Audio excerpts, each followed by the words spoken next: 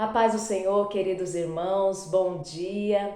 Estou feliz e grata ao Senhor por estar aqui para trazer uma palavra para o seu coração, amém?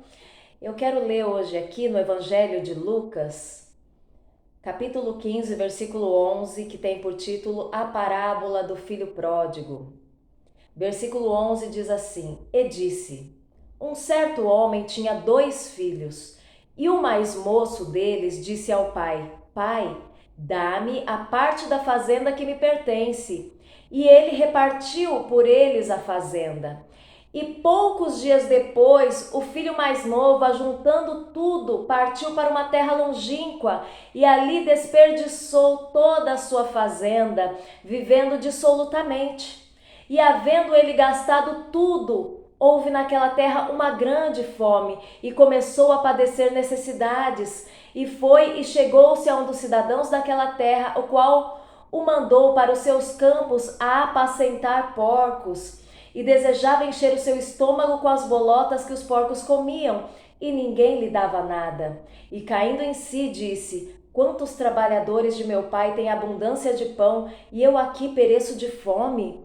Levantar-me-ei e irei ter com meu pai, e lhe direi: Pai, pequei contra o céu e perante ti. Já não sou digno de ser chamado teu filho. Faze-me como um dos teus trabalhadores. E levantando-se foi para o seu pai, e quando ainda estava longe, viu o pai e moveu-se de íntima compaixão, e correndo, lançou-se-lhe ao pescoço e o beijou. Amém? Meus queridos, nessa manhã eu quero trazer para você uma palavra com relação à maturidade espiritual. Meus amados, nós pensamos que a maturidade tem a ver com idade, né? É claro que existem pessoas maduras, que são velhas, e pessoas também que são jovens e também são maduras. Porém, hoje eu quero trazer para você uma explicação a respeito de maturidade adquirida ao longo da nossa caminhada. Meus queridos, nós podemos ver que pessoas maduras, na maioria dos casos, são pessoas que já tiveram uma caminhada grande, viveram por muitas e muitas coisas, passaram por muitas situações nas suas vidas. E o Senhor, para nos levar a uma maturidade espiritual, nós precisamos realmente passar por muitas coisas, muitas situações. Eu lembro que no começo da minha conversão, depois de aproximadamente 4 anos mais ou menos de convertida, eu voltei para o Brasil. E quando eu cheguei na igreja, as pessoas olhavam para mim como algo assim que tinha vindo de outro país, né? Parecia que eu tinha vindo de outro mundo. Então era a missionária Cristine para cá, missionária Cristine para lá, e você precisa ir na minha igreja pregar, e vamos pregar, e começou a me levar de um canto para o outro, e eu falava: irmãos, eu não prego. Não, mas você precisa pregar porque você veio do Japão e você é uma missionária. Eu falei: irmãos, eu não prego, eu só canto. E ninguém entendia, ninguém entendia, sabe? E aí, meus queridos, eu comecei a ceder àquilo que os irmãos falavam, e eles começavam a me levar nas igrejas. E o meu próprio pastor, quando ele não estava pregando na nossa igreja, ele ia pregar em outras igrejas, e ele começou a me fazer agenda para pregar para fora. E eu falei: Deus, e agora? E sem experiência nenhuma, conhecendo sim, né, um pouco da palavra de Deus, mas não tinha ainda uma firmeza, uma estrutura para sair pregando para muitos lugares. E meus queridos, eu comecei a pregar em muitos lugares, e eu acredito que não era da vontade de Deus que isso acontecesse, tanto que houve uma situação na minha vida onde Deus pegou e, pum, antes de ensinar, nós precisamos sentar para aprender. E houve uma situação da minha vida onde eu fui obrigada a parar de pregar por um tempo e fui obrigada a sentar para aprender.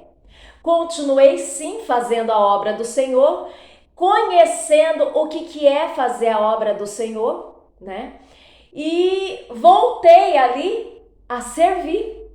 Porque tem muita gente que pensa, meus amados, que o chamado de Deus começa nos púlpitos.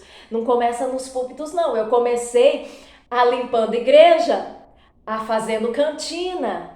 E aí depois eu comecei a pregar, ainda limpando a igreja. Muitas vezes eu tinha uma igreja para ir pregar, num sábado, por exemplo, que era o dia que eu limpava a igreja, e às vezes eu demorava para terminar de limpar a igreja, eu tinha que sair correndo para tomar um banho muito rápido e ir correndo para cumprir aquele compromisso de pregar numa igreja. Mas eu estava antes, há poucas horas antes, limpando a igreja. Então assim, meus queridos, o chamado na vida de um homem, na vida de uma mulher, não começa em cima de um púlpito, e sim ali, de joelho orando, limpando a igreja, fazendo cantina, participando de escola bíblica dominical, aprendendo para depois ensinar. E o Senhor fez eu passar por um processo assim. E aí, eu pensei que eu já estava pronta para voltar a pregar. Só que aí eu comecei a pregar e eu comecei a falar: Senhor, mas eu prego a Tua palavra por conhecer a Tua palavra. Porém, eu não sou ex-nada, eu já falei em uma outra pregação, eu não sou ex-nada. E pessoas assim precisam de um testemunho de vida para poder estar pregando, porque muitas pessoas começam com testemunho, porque passaram por algo na sua vida e começam ali testemunhando a sua vida, porque o que eu falo para muitas pessoas que querem começar a pregar, você precisa pregar inicialmente aquilo que você já viveu ou aquilo que você está vivendo, porque não adianta você querer pregar só com conhecimento, porque muitas vezes não tem a virtude do Espírito Santo de Deus para convencer aquela pessoa com a virtude que teria a palavra que você prega, com conhecimento, com aquilo que você já passou, com as dores que você já viveu. É muito mais fácil uma pessoa acreditar naquilo que você está falando quando você já viveu aquilo que você está pregando, não é verdade? E existem pessoas, meus queridos, que vão passar uma vida toda, eu digo com todas as palavras de boca cheia, uma vida toda vivendo, e chega no final da sua vida, ela não aprendeu absolutamente nada, entende? Existem pessoas que elas têm a capacidade de usar tudo aquilo que elas vivem como um aprendizado para a sua vida. E é isso que o Senhor quer que eu e você aprenda a respeito da maturidade espiritual, a aprendermos que nós precisamos tirar algo de bom de tudo aquilo que nós vivemos. E por isso que para chegar a uma maturidade espiritual, muitas vezes o Senhor faz nós passarmos por um processo, e muitas vezes um processo doloroso. Sabe, meus queridos, hoje chegam mulheres até mim que passam por situações complicadas, difíceis na sua vida, ao qual, se eu não tivesse passado pelo processo que o Senhor me permitiu passar, eu não teria uma bagagem nem pessoal e nem espiritual para poder passar e para poder instruir, para poder aconselhar e para poder entender aquilo que muitas mulheres passam, porque existem muitas vezes esposas de pastores que nasceram dentro da igreja, entende? E muitas vezes chegam irmãs que vão até essas esposas de pastores ou até irmãs se aconselharem, mas essas mulheres, elas não têm uma bagagem, entendeu? Daquilo que essa irmã está passando e aquilo que essa irmã já passou, para poder aconselhar e poder entender, porque tem um ditado que diz assim: pimenta nos olhos dos outros é refresco, meus queridos, e é uma realidade, porque muitas vezes a pessoa te conta um problema, algo que ela está passando, e muitas vezes você não entende a dimensão da dor dessa pessoa. Você não consegue sentir a dor dessa pessoa. Por mais que você se compadeça, você se doa por ela, você pode até entender que ela está sofrendo, mas você não entende a dimensão da dor dessa pessoa, porque você nunca passou por aquilo. Aí quando você já passou por aquilo que a pessoa está passando, você consegue entender e até mesmo sentir a dor dela. E assim você se compadece, sabe? E você consegue ali, brota um amor de Cristo dentro do seu coração, e você fica ali num certo desespero até para poder ajudar essa pessoa, porque você entende o quanto que ela está sofrendo. Entende, meus queridos? E é assim, existem pessoas que ela tem uma capacidade de aprender com a dor, com o sofrimento, com as perdas, sabe, com as agruras da vida, com os dissabores da vida. Para quê? Para poder pregar a palavra de Deus, para poder adquirir um amadurecimento espiritual. Meus queridos, uma pessoa madura espiritualmente, ela já não vive mais uma vida como uma folha jogada no vento. Ela não vive mais uma vida de qualquer jeito. Ela não faz nada antes de pensar. Porque uma pessoa que já caiu muito, uma pessoa que já sofreu muito, uma pessoa que já viveu muitos caminhos, já foi por muitos caminhos errados e teve que voltar atrás, reconhecendo, sabe, que pegou uma rota errada. Ela, com certeza, ela não vai fazer nada sem antes pensar muitas e muitas vezes. Ou, melhor que isso, ela não vai fazer nada sem antes pedir a direção de Deus para aquilo que ela pretende fazer, para aquele caminho que ela deseja seguir. Porque ela sabe que se ela tomar uma rota errada, a consequência é grande. Por quê? Porque ela já sofreu lá atrás. Ela já pegou um caminho errado e ela viu que não dá certo. Ela já foi para um caminho sem pedir a direção de Deus e ela viu que ela quebrou a cara. Entende, meus queridos? Então a maturidade espiritual é isso. É você ter a certeza que você precisa pedir a direção de Deus para fazer todas as coisas. E enquanto Deus não dá essa direção, ela não faz nada. Sabe, uma vez um pastor falou assim: olha, se você está querendo fazer algo e você não está conseguindo ouvir a voz de Deus, se você está querendo ir numa direção e você não está conseguindo ouvir a voz do Senhor, então continue orando. E fique parado, não faça nada, não vá a lugar nenhum até Deus te responder e você ter a certeza da resposta de Deus. Sabe, pessoas maduras, meus queridos, elas não vão pela opinião de ninguém. Sabe, aquela pessoa, aquele crente que é Maria vai com as outras, aquele crente que vive pedindo opinião para os outros e não pede opinião para Deus. O que você acha? O que você acha? Eu estou querendo fazer isso. O que você acha? O que você pensa? Meus queridos, um cristão maduro não vai pela opinião de A, de B, de C, de terceiros, não. Ele tem a sua própria opinião baseado naquilo que ele conhece da palavra de Deus. E se ele não tem uma opinião formada baseado na palavra de Deus, ele busca a opinião de Deus, ele busca a direção de Deus. Ele não vai pelos desejos do seu coração ou pelas circunstâncias que ele está vivendo no momento, sabe? Porque muitas vezes o desespero faz nós termos atitudes erradas, andarmos por caminhos errados, meus queridos, e nós precisamos ter o quê? O discernimento espiritual de tudo, meus amados. O que nos leva muitas vezes ao erro é nós não termos discernimento espiritual com relação às coisas. Pessoas imaturas, como eu disse, elas são assim, como folhas jogadas ao vento. Sabe o tipo de pessoa que é aquela pessoa de ânimo dobre, como diz na Bíblia? Pessoas indecisas, pessoas que estão muitas vezes em cima do muro, pessoas que elas não são e nem são. Entende?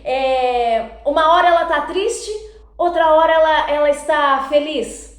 Uma hora ela está santa, outra hora ela está bem profana. Uma hora ela está crente, outra hora ela está completamente desconvertida. Meus queridos, isso é imaturidade espiritual. Nós precisamos amadurecer espiritualmente. Pessoas maduras espiritualmente, elas nem manipulam as pessoas e elas nem se deixam ser manipuladas. Pessoas imaturas, elas vão por qualquer conversa, sabe, qualquer vento de doutrina, escuta qualquer coisa e acredita. Ela não verifica na palavra de Deus se isso é certo, se isso não é, se isso tem base bíblica ou se não tem. Pessoas imaturas, elas ouvem profecias e elas acreditam muitas vezes naquilo que o profeta está falando. E se não tem uma base bíblica, meus queridos, não é de Deus. Porque toda profecia, ela tem que ter base na palavra de Deus, entende? E existem pessoas aí enfraquecendo espiritualmente porque ficam aí atrás de profeta, atrás de profecia. E certa vez, eu tenho uma amiga, uma irmã em Cristo, que ela chegou até mim e ela falou: irmã, eu estou mal. Eu falei: o que foi, minha irmã? O que está acontecendo? Ela falou assim: eu já não sei mais o que eu faço. Eu estou vivendo uma vida de desespero. Eu falei: meu Deus do céu, mas o que está acontecendo? Me explica.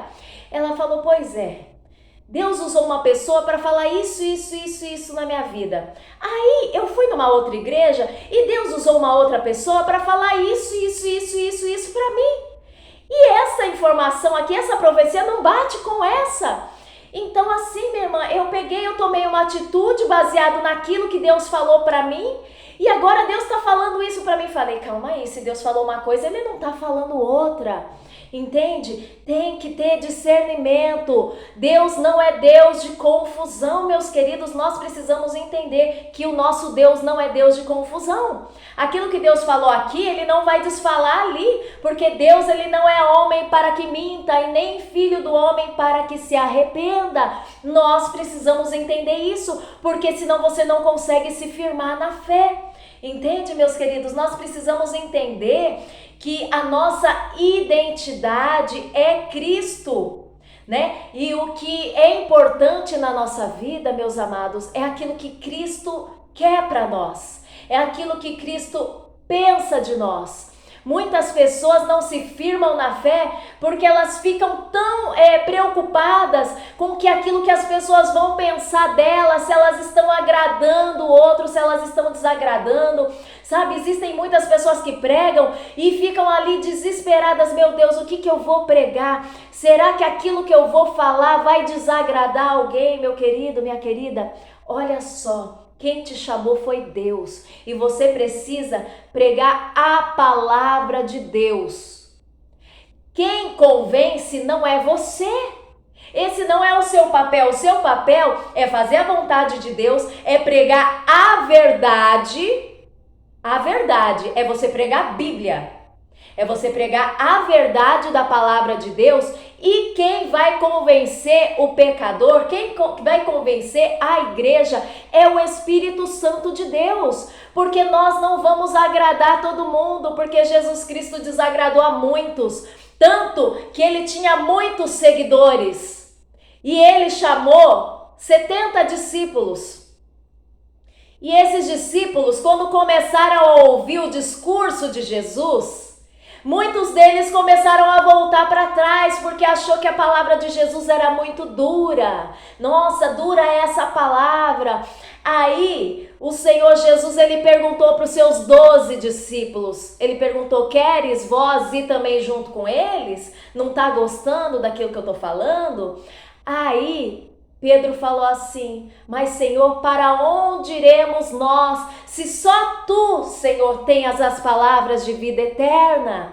Entende, meus queridos? Nós não podemos viver na intenção de agradar as pessoas, mas nós precisamos viver na intenção de agradar aquele que nos criou, aquele que nos formou, aquele que nos chamou para a sua obra.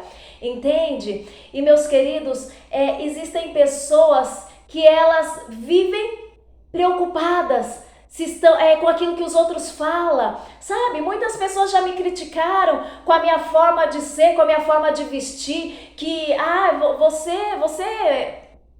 não liga de você ser diferente das pessoas? Não, eu não ligo não, né? Eu não ligo não, porque na verdade eu me orgulho, sabe, de ser do jeito que Deus me formou, e eu não estou preocupada se tem alguém que gosta ou não gosta da minha aparência, meus queridos. Eu não tenho esse tipo de preocupação. Na verdade, há muitos anos atrás eu já me preocupei sim, sabe, eu já me preocupei, e aquilo fazia eu balançar, fazia eu pensar, falava, meu Deus do céu, mas é muito difícil ser diferente, sabe? Mas eu vejo que para nós sermos diferentes, nós fazermos a diferença, temos sim que ser diferente. E eu não me importo mais com aquilo que as pessoas pensam daquilo que eu falo, daquilo que eu visto, da forma que eu sou, porque o que me importa hoje, meus queridos, é agradar a Deus. E olha só, eu falo demais, misericórdia, Jesus me dá graça para conseguir falar menos.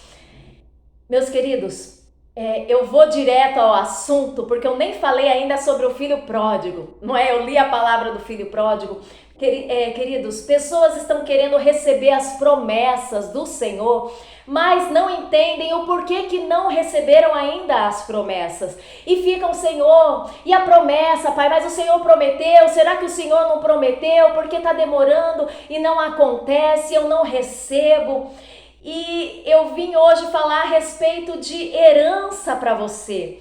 Meus queridos, olha só, eu vou te dar um exemplo na vida comum, para depois falar a respeito do filho pródigo.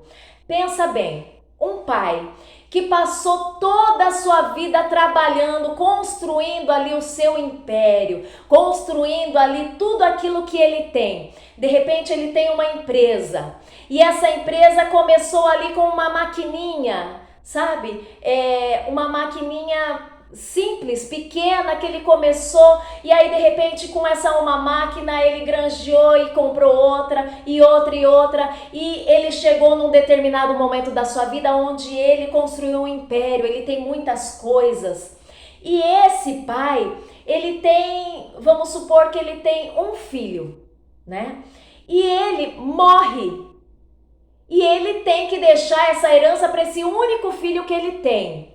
Agora você imagina, ele deixa a herança para um filho que nunca se interessou nos negócios do pai dele. Esse filho, ele nunca se preocupou em ir lá na empresa do pai e ver do que se tratava a empresa que o pai dirigia. Entende? Ele nunca teve o interesse de pegar e estudar, ou de repente ficar lá todo dia, mesmo que ele não trabalhasse, ou trabalhando ali ao lado do pai para aprender do que se trata, como fazia para gerenciar, como que o pai fez para gerenciar e chegar onde ele chegou. Entende? Então uma pessoa ali que vive a sua vida de qualquer jeito, ou ali tem, sabe, não tem responsabilidade nenhuma, é aquele filho que acorda meio-dia, é aquele filho que nunca quis saber de trabalhar. Meus queridos, existem muitos pais que não preparam seus filhos para um futuro, sabe? Que deixa o filho acordar a hora que quer, sabe? Mesmo que não precise trabalhar. Eu acredito, assim, eu fui uma pessoa que eu não precisava trabalhar na minha adolescência, mas eu tinha o prazer de querer trabalhar mesmo sem ganhar, porque quando eu tinha 13 anos de idade, eu trabalhava na firma do meu tio. Meus queridos, eu já comecei ali como recepcionista, aprendi a fazer telemarketing, a emitir uma nota fiscal com 13 anos de idade. E pergunta, eu não precisava trabalhar, sabe? Não me faltava nada. A minha família tinha condições e eu queria trabalhar porque eu achava isso muito lindo. E eu cresci vendo minha mãe trabalhando, sabe? A minha família trabalhando, e eu queria aprender, eu queria estar ali trabalhando também, mesmo que não fosse para ganhar nada, sabe? E esse filho, ele nunca se interessou pelos negócios do pai. Aí o pai morre e adquire ali, ele começa a ter que do dia para a noite tomar conta das coisas do pai dele, porque ele adquiriu aquilo como herança. E você acha que ele vai conseguir, meus queridos? Ele vai conseguir granjear, ele vai conseguir fazer com que aquela empresa cresça? ou pelo menos permaneça aberta? Não, porque ele não entende nada, ele passou toda a sua vida como uma folha jogada ao vento e não se interessou pelas coisas do seu pai. E muitas pessoas acontecem isso, elas passam a sua vida toda, né, fazendo tantas coisas e não se interessam pelas coisas de Deus. E quer receber a promessa, quer receber a herança, para quê? Para perder. Meus queridos, o filho pródigo, aconteceu isso com ele. Ele pediu a herança do seu pai antes do pai dele morrer. E aí, o pai dele, generoso, pegou e repartiu entre os dois filhos a sua herança, antes mesmo dele morrer. E esse filho imaturo, o que ele fez? Um ficou ali na casa do pai, mas o outro pegou toda a sua herança e foi para uma terra longínqua. E nisso, em pouco tempo, ele gastou dissolutamente tudo aquilo que ele tinha. Ele gastou com coisas vãs, ele gastou ali de repente com festa, com amigos, com tantas coisas.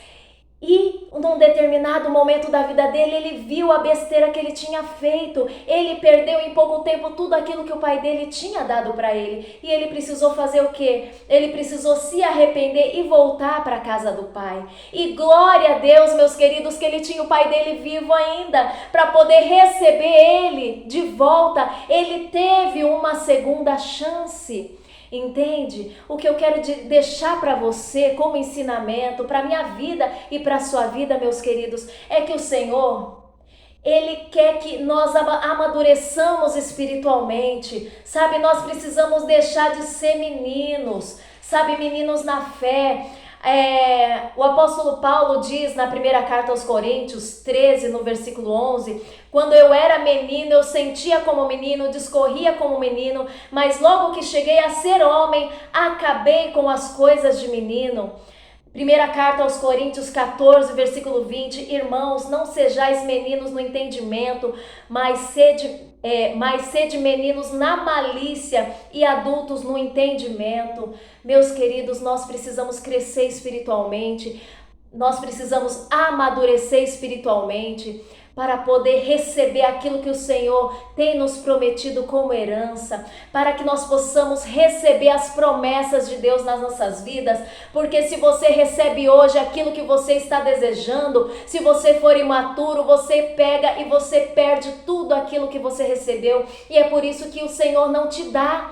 Você está entendendo? Então, amadureça espiritualmente, use cada circunstância da sua vida, tudo aquilo que você passar de perda, de dor, de sofrimento, tudo aquilo, não veja isso como algo ruim, porque todas as coisas cooperam para o bem daqueles que amam a Deus. Então, use isso ao seu favor, aprenda como o apóstolo Paulo que diz, eu aprendi a ter muito e a ter pouco, a passar fome e a viver em abundância. Então o apóstolo Paulo, ele aprendeu com todas as situações da vida dele, entende? Isso é amadurecimento espiritual, nós aprendermos com a vida.